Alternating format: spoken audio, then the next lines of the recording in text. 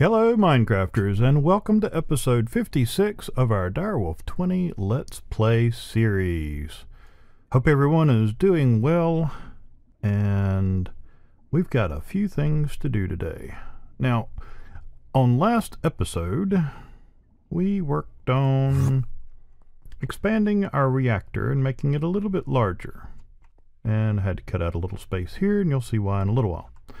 And I had left that off with the fact that we're going to be expanding this further. Not only did we build this one space taller than our previous one, but we're going to be adding turbines to this. And I'm going to bring this online one more time just to show what we're at with our reactor. As a matter of fact, while that's doing that, I am going to run over and do something else real quick, and that is a shout out to, I believe it is pronounced Deviro Basana. Episode 54, I was talking about LP loss, and that I couldn't really figure out where it was because I knew that my armor shouldn't be costing anything because of the master blood orbs that I put in there. And so after all was said and done, do I need to be holding it? I don't know. But anyways, he caught the fact that I never cut this off. Me not being very used to blood magic, I always leave it on.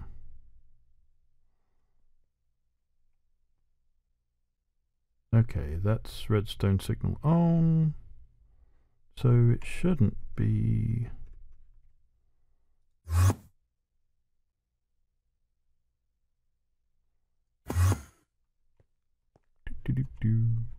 Well, I know last time. Oh, come on, get back up there. Oh, right, because it's going to continue to take all that out. Take this out. Okay, so now we'll probably see this drop. Yep. And as you can see, it's going to drop 50 at a time. Actually, it's more than that now. But anyways, one of the things is I've got to cut this off. So now, as you can see, it is deactivated. So shouldn't be pulling, or if it is, not as much. See, now it's all staying as it should. The armor is not taking any LP out. And great catch, man. I'm sitting here playing the game and I missed it. Well, it's kind of neat how the it looks different to kind of remind you, and yet I still missed it. But anyways, go ahead and top that off. Make sure this is topped off. And my network. Okay. So now I should be able to cut that off. This shouldn't go down. And I should be able to toss that back in there. And done. So, mystery solved. Well, mystery to me anyways. Alright, so on to our reactor. This should be running full steam ahead now. I remember what it was, because I've already got the rods up there changed.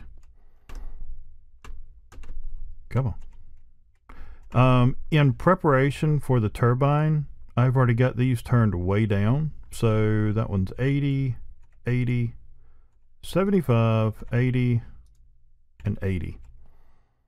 So right now we're only producing 4,000 RF a tick. With those all out at 0%, I think this was what, right at 12 and a half RF a tick. But this usage was what, 1.5 if I'm not mistaken.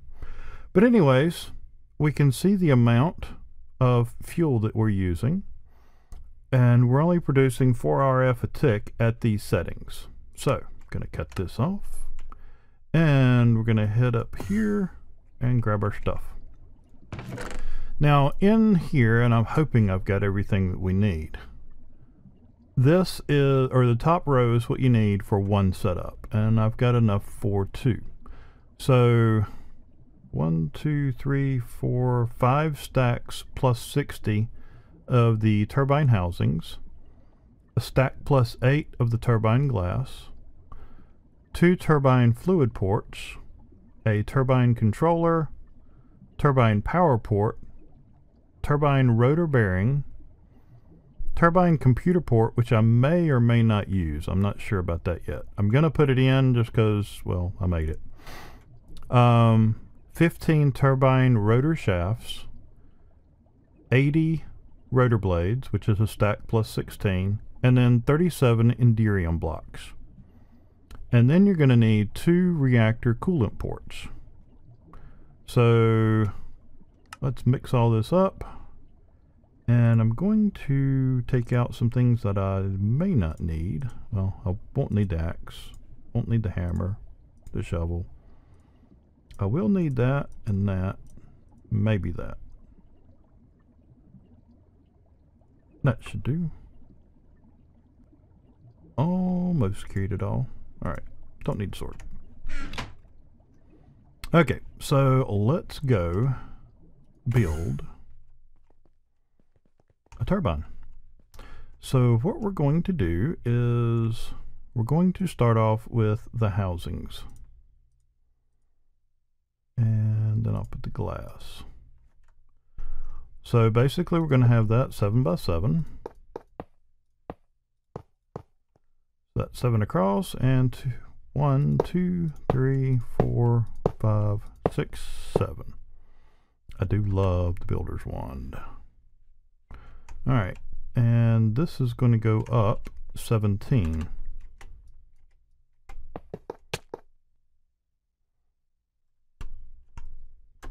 My building skills and flying skills are not the best.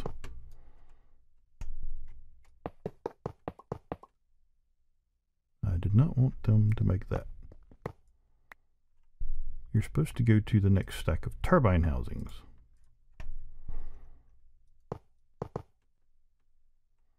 So basically it should be 2 from the ceiling. So there. And then we'll come over this way. It shouldn't place blocks inside of me. But anyways. Alright, and then we'll bring these up the same.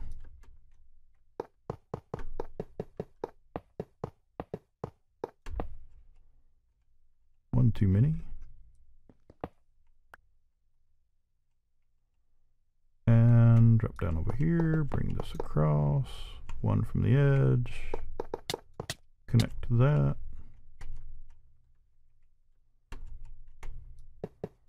Apparently, turbine blocks don't have the collide restrictions that some blocks have.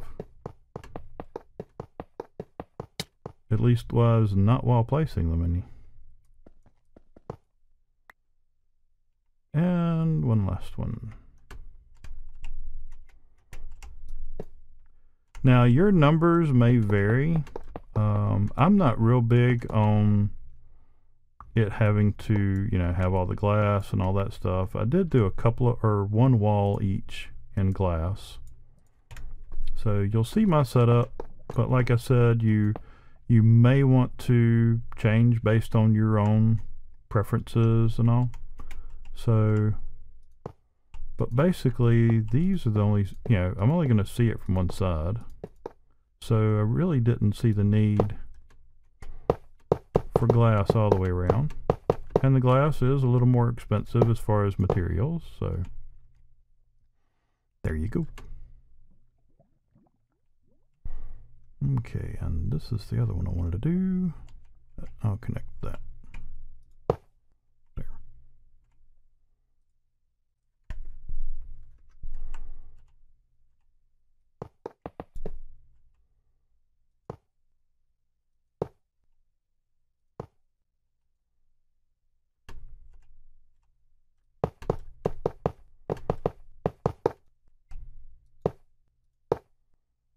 Okay, and then I want to bring it across. I need to finish that out too. There.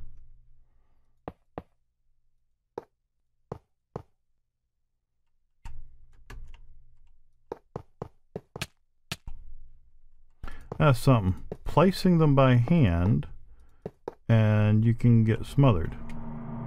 Placing them with the wand is smarter and will not smother you. Go figure. Okay, so before I place the glass, and I'm actually going to take out that one and that one. Those will actually be used in my other turbine. And also that one, because that is where one of my bearings will go. Okay, next up, I want to place my rotor blades. And so basically they're just going to go in that fashion, like that. And we're going to go up 10 times, because that's 2, 4, 6, 8, and we're wanting to do 80, so a stack of 10. So that's 1, 2, 3, 4, 5, 6, 7, 8, 9, 10. And then through the center, we're going to do the rotor shaft.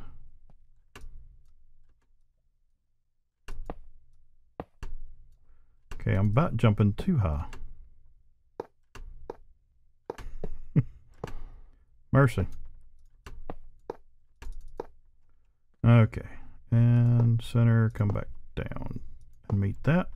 All right, and then next we're going to do our enderium blocks. And this is going to get 37. The way I found it easiest is to just do your ring of 8 and then use your wand to come down to meet the rotors.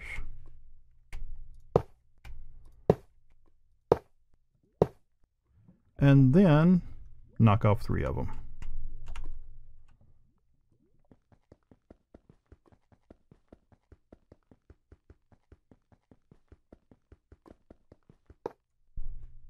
Suckers are tough, that's for sure. Which it might help if I was actually standing on something rather than in flight, because digging is slower in flight. Yeah, it makes a little bit of a difference. And take off 1 more. So there's our 37. And now we will take and place, let's see, fluid port goes inside, power port we can place, and I think I want that there. Our turbine controller I'm going to put here. Let's see, coolant port, fluid port, computer port. Computer port I'll put there. I think that's it. I've got so much stuff in here trying to carry enough stuff for 2 reactors. It gets a little cluttered.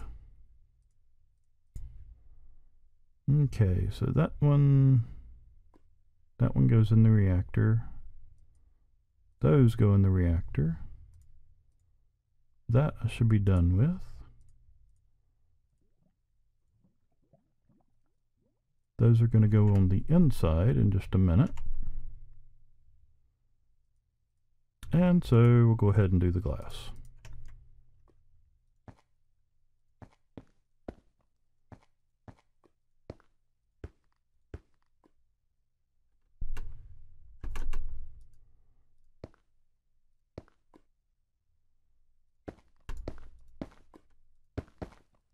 And I'll end up breaking that out in just a minute to go in and put in the fluid port. Okay,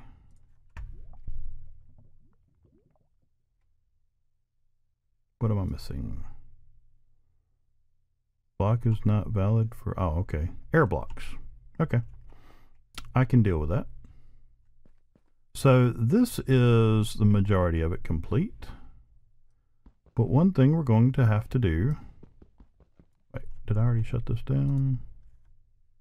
Yep, offline. One of the things we're going to have to do is make it so that we're getting our steam from the reactor to here and back. And the way I do that is just put that right beside my Tinker's Construct pick. And so what I'm going to do is I'm going to dig, and then I'm going to right click.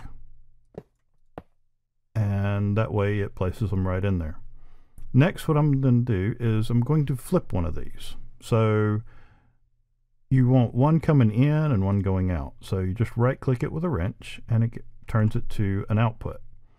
Then you're going to go and put in your turbine fluid port.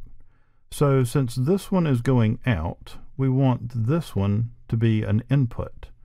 That way the one from the reactor is an output, this is an input. And we're going to do just the opposite on this one. This one's an input, so we want this one to be an output. Now, we'll take and put our glass back in, and that should give us a complete item. Just like that. So now you can see that that's all well and good. So now we have a completed turbine. So what I'm going to do is I'm going to go off screen and I'm going to build the same exact thing over here on this side and bring you back in as soon as I'm done with the second build over here. I'll be right back. Alright, so I dug this back a little bit just so I can stand a little ways from this just to make it a little bit easier to see. So as you can see, this one is pretty much exactly the same as that one, except the controller on this one's on the right instead of the left, just to kind of make it a little easier to get to. But there we go.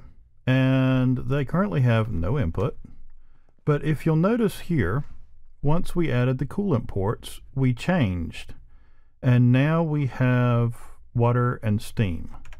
So I'm going to go get water. And we'll see how much I've got in my little thing here. Okay, so this is full now. And I've just got a aqueous accumulator back in there with water on either side. It pumps through to my cyanide reprocessor, which is one thing you'll need because you have to have, oh, what is it? Which one is it for? It's for one of the turbines, or one of the turbine parts. Was it the controller? Yes.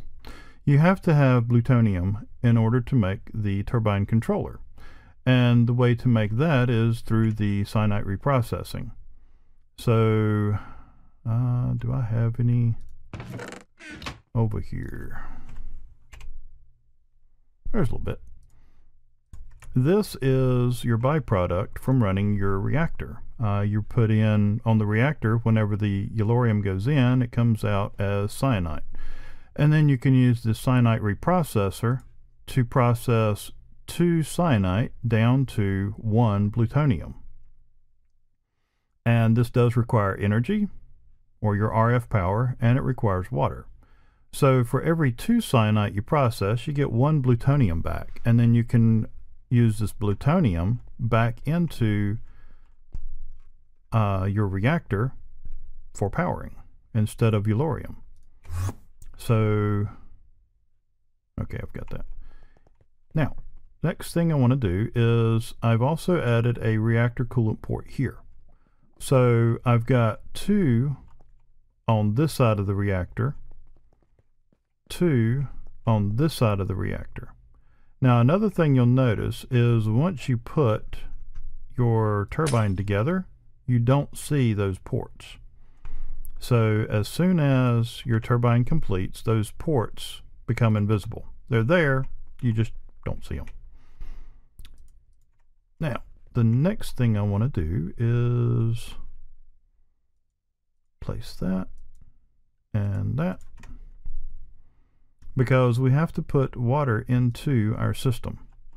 Well, one thing I want to do is make sure that we do not have this set to vent. You will have a difficult time trying to keep up with your steam input if you have that on the vent. Normally I leave it on vent overflow. I have left it on vent closed. Doesn't seem to make any difference unless it becomes full of water, because if this fills up with water, then it won't have room for the steam. So vent overflow will keep that from happening. And also you have this control, but I want to leave this at 2000. So let's see, I want to leave this one offline. I'll bring that one up first. So let's put some water in this. Actually, I want to bring this online first. Now you'll see the heat go up really quick. So I'll go ahead and bring my water in until this fills, and that gets to about half, and then stop it. And I probably overran half. Okay, it's full. But I think that'll be okay. So right now it says we're only doing 200 millibuckets per tick on water. Well, that's because it doesn't, or 2 millibuckets per tick on steam, but that's because it doesn't have anywhere to go. So what we want to do is we want to activate the turbine. And what that's going to do is it's going to start the rotor blades spinning up. But we do not want to engage the coils. Now the way this works is your yellorium coils up top. This creates a magnetic field around the shaft, which produces energy. In doing so, it creates a resistance in order to produce the RF or the power. So why is... Okay. There we go. Disengage the coils. I thought they were already disengaged, but there you go. So we don't want any output right now. And the reason is that resistance will slow down our rotational progression. And we're wanting to get this at 1800, I think. Yep, 1800. This setup runs at about 1780, I think. But we'll be up to that in just a minute. So I am going to go ahead and pause the video. How much water have I got left? Oh, good. Over half. And this should say that it's producing 2000 millibuckets a tick. And it's actually running a little hot for that. Okay, it's coming back down some. As this starts putting out steam and circulating correctly, your temperatures will fluctuate until it gets to that little happy point. And the settings that I have the rods on currently is set for 2000 millibuckets per tick of steam for one turbine. So we'll have to go back in and change those whenever we bring the second one online. But anyways, I'll be right back, and I'll cut back in about time we're getting ready to cut this back on. So I'll be right back. Okay, and as you can see, we just have crossed over 1700, and we're starting to get back into the green. These greens are your sweet spot. So right as I get to just under 1800, I want to cut this back on, and boom, look at that. We are now producing right at 24,000 RF a tick. And what's really cool is we're using the same exact amount of yellorium per tick now, producing 24,000 RF a tick, as we were when it was the reactor alone making 4,000 RF a tick. So for the cost of some materials, we have a free 20,000 RF a tick. So, and there we go. 1791.9 at 24,000 RF a tick. Now, do we need more power? Should we even ask that question? So here's what I'm going to do. I'm going to go up here, and if I remember these correctly, I want that one at 60, 60, 60. Oh, it's the number, because I want that one at 50, and I think this one at 50. I think that's right, but I'm not sure. So basically, our steam production's not going to go up yet, but our temperature does, and our yellorium usage does. And we're becoming a lot less efficient because we're running a lot hotter than we need to be. So, disengage the coil, bring this one online. And we're going to let this one spin up now. And it does take a little while to get up to speed. The main thing you want to watch here is your steam production, because now you want 4,000 millibuckets per tick of steam. And you can see that now that we're processing and moving those fluids through, it's able to move through here and cool it, so our temperatures are coming back down. Now while these temperatures are fluctuating, that's really when you want to watch your steam production, because if this drops below, I think it's around the 300 mark, your steam production will drop out. I know it's around 300 for 2,000 millibuckets. I'm not exactly sure where it's at for 4,000. So it looks like we're leveling out around 820 Celsius. We've still got 4,000 millibuckets per tick, and looks like we're averaging around 67 or 0.67 millibuckets per tick, averaging around 400% on our fuel reactivity. What have we got over here? We're still spinning up over here. Yep. And this one is holding right in place. So we're still right at 24,000 RF a tick. So I'll let this one get spun up and I'll cut back in. So I'll be right back. Okay, and we're coming up on our 1800 mark. And I did make one slight adjustment on the reactor that I'll show you in just a second. So I'll bring this online. Power jumps up through the roof. 24,000 RF a tick. 24,000 RF a tick. For a total of 48,000 RF a tick. I brought, and the one change I made was, if you remember, I had 3 at 60 and 2 at 50. So now I have 1 at 50 and all the others are at 60%, which makes us use a little bit less fuel, and that keeps us right in that little happy spot. I think if I change any of them down anymore, I'm going to drop under the ability to produce 4,000 millibuckets. But we've stabilized pretty well right around 500 degrees centigrade, just a little above. Well, like I said, we're using half. Now let me show you. Let's see, let's get a good number here.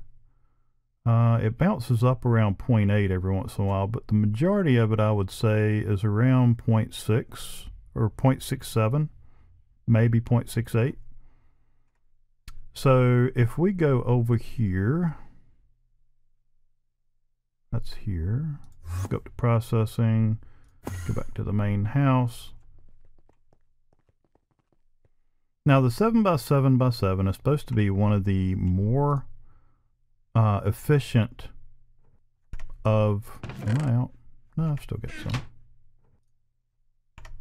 It's just, oh, okay. I don't have, okay. Sorry. The 7x7x7, which is what this is in this configuration that we built, is supposed to be one of the most efficient per yellorium usage. So if we bring this online,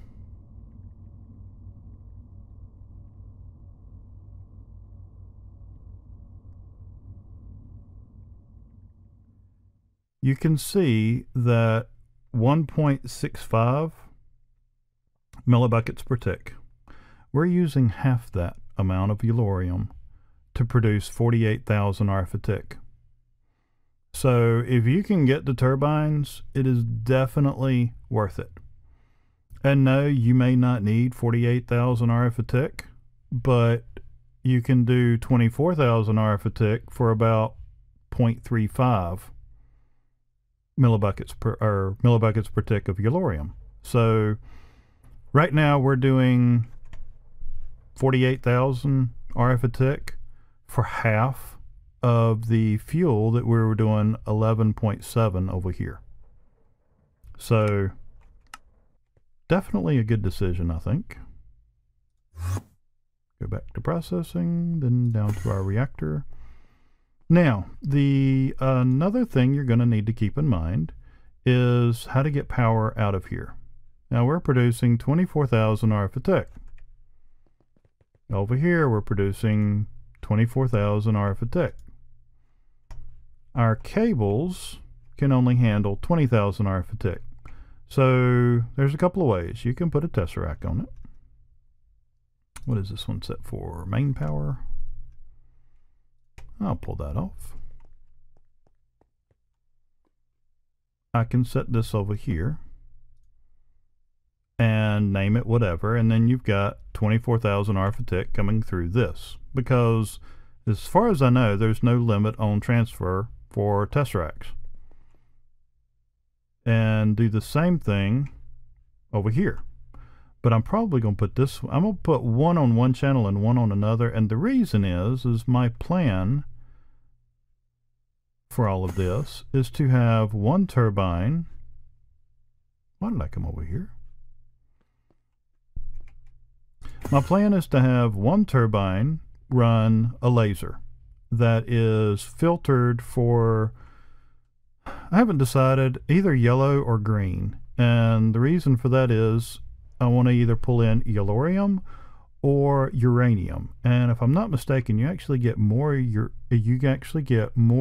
yellorium from uranium during processing than you do get yellorium from yellorium. Wow, I should have rehearsed trying to say that. But anyways, what my end goal is to have one or two or three or whatever turbines needed to pull in enough yellorium to run the reactor alone, without plutonium processing anything else, and then figure out what's left to run my base, be it quarries or equipment or whatever. Now, the reason for my reactor setup and the reason I went one taller is because what I can do, you know, if you look at the math and you realize I'm using less than half the capacity of my reactor, what that gives me the ability to do is I can come off the backside here with another turbine. And if I'm not mistaken, I can even come off the bottom of it with the coolant, you know, the two coolant ports that'll come into the turbine. And so I'll just have to flip this, because you do want your coolant or your liquid ports on your turbine opposite the end of your coil. So with this reactor setup, I can run 4 turbines. Now it will be, and at that point we'll be producing 24, 48, 96,000 RF a tick for the same amount of yellorium usage as our reactor over there is doing 11,000 or 11.7. But anyways, like I said, I'm wanting to find out how many lasers I need in order to get in enough materials to run this. And then whatever I've got left over after that, then that will just be bonus. And I will literally be able to run this without running a quarry at all. So, but anyways, those are some future plans. I might actually start working with the laser next episode, just so that I know that this is fed Which, I mean, there's no rush on it, because I've got 40,000 yellorium ingots. I've got some powder that hadn't even been burned down. I've got almost 1,400 uranium ore that can be ground up. And what does that grind into? Wrong one. Okay, so that gave me 2 yellorium, which I don't have my capacitor, or my... I hadn't even thought about that. I need to automate putting flint in here. That would definitely help some things, but anyways, I'll have to consider that. But anyways, I believe that'll take care of us for this episode. I'll work on getting my tesseracts put in place and taking down my other reactor. But I believe that's got this taken care of. Let me go where I can actually see what I'm doing here. But anyways, that is the episode. I hope you enjoyed it. It was kind of neat doing the turbines. That's actually the first time I've messed with turbines. I did put it together well, I put one turbine together before recording. I put it all together, tore it all down, threw all the parts in my box over there, and then just made sure I could duplicate it part-wise, because I wanted this to try and go a little bit smoother, because I knew it was going to take a little bit to explain some of the things I was doing. But anyways, that's the episode. I hope you enjoyed it. I hope it helped you out. And if it did, please make sure to help me out and click like down below. If you have any questions, want to make any suggestions or comments, make sure to make those comments down below as well. And if you haven't already and you'd like to be notified when we post up our videos, make sure to subscribe so you can get that notification. But most of all, I hope you were entertained. I hope you enjoyed it. I hope you learned something. I am Jim Slate. Take care and God bless.